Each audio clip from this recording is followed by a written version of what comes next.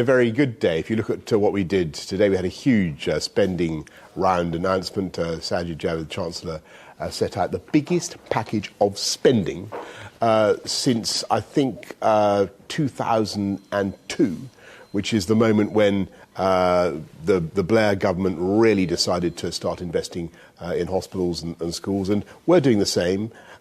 Big package for hospitals, 20,000 police on the street, as you know, levelling up education funding across the country. Those are for every primary, every secondary school. I think those are the priorities of the British people, and we're delivering on them here in Parliament. Yes, I can, before you interrupt me, it is absolutely true that Brexit continues to obsess our beloved colleagues, and we've got the most peculiar situation tonight, which is that I think for the first time in democratic history, first time in the history of this country, the leader of the opposition has actually declined the offer of a general election, and that's what he's paid to do. That's what the opposition is meant to do. They're meant to contest elections against the government. I can only speculate as to why he has chosen not to have a general election. But the reason I don't want one particularly. Let me explain. I don't want a general election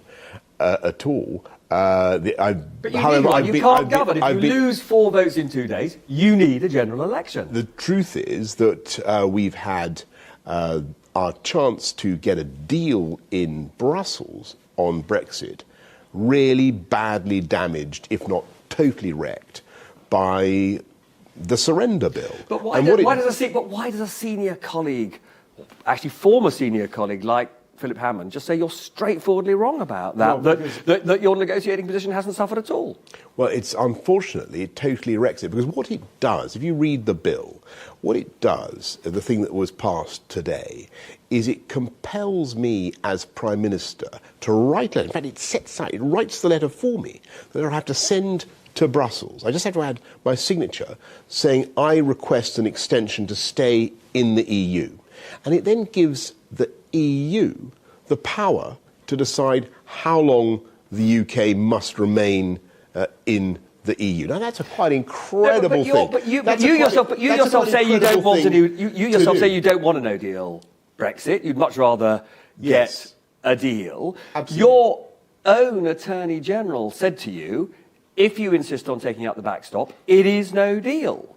So your own Attorney General is wrong, is he? Well, you were at Biarritz and you've been seeing what's been happening, Robert, over the last few weeks. Actually, we've been making a huge amount of progress in other European capitals. And the fascinating thing is that whereas at the beginning of August, everybody said across the EU that you couldn't change one dot or comma of the withdrawal agreement, I think all the other 27 basically accept that it has to be changed. The question is how.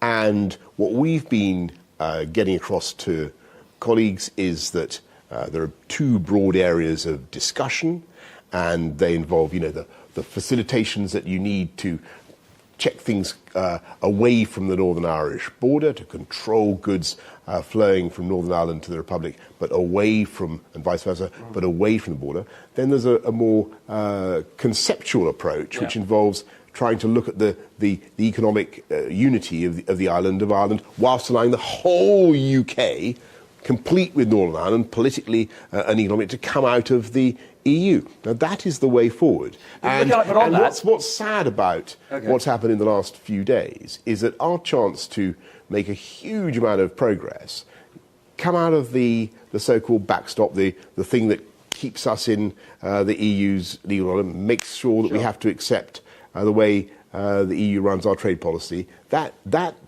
arrangement we can come out of if I'm given the chance to get a deal. Now, I will get a deal. But I've got to ask you a couple of quick questions on that, though. Let's give you the benefit of the doubt and say you get a deal. Now, some of your Brexiter MPs say they want more than just removing the backstop, and they couldn't vote for a Brexit deal that was simply Mrs May's deal minus the backstop. Understood. But I need to ask you, because there's a parity issue here. If they Yes. vote against a deal that you are recommending, Yes. will you expel them from the party Yes. in the way that you expelled some Remainers from the party last night? Well, a couple of quick points. The first is that we're not just asking for the. The whole withdrawal bill is a bad withdrawal act, the withdrawal treaty, I should say, as signed by the previous, is a terrible treaty. The way to cure it is to get rid of the backstop, but you also have to change the political declaration. You have to rewrite that. Yeah. Now, if you do that, but there is this parity issue. If you recommend a deal and some of your colleagues won't back it, will they be expelled in the way that Ken Clarke and Nicholas Soames were expelled last night? Sure. I think what the people of this country want to see is a government that is determined to come out of the EU on October the 31st, and that is what we are going to do. But you haven't answered my question. Sorry, Privacy, you haven't answered my question. What sauce are you going for to? the goose is sauce for the gander. That's what I've said to all colleagues, and I think I said it. So that means a Steve Baker would be out of the party if he can't vote for it. I think colleagues are going to find that the deal we get is extremely good. I think you're going to find that people will instinctively want to vote for it because it gets us out of the EU. And the real issue now is who is going to get that deal and who can be relied on to secure an exit from the EU. And I'm afraid what we've heard from the leader of the opposition today is not only does he want to cancel the referendum, and not only does he want to extend the UK's membership of the EU at the behest of the EU, giving that power to keep us in potentially for years and years at their own discretion, but also he now refuses, contrary to what I think is the constitutional duty of a leader of the opposition, he refuses to take part in a general election. And I don't think I've never known a time in modern history when the leader of the opposition has refused to participate in an election. I can only invite our viewers, Robert, to speculate as to why he may be so disinclined. They will be speculating as we speak. Does somebody need to get out the chicken suit? That is my question. I think the chicken suit's for another day, because I've got another two very, very quick questions. I know we're almost out of time. One is, are you confident that you will get your general election before the EU Council?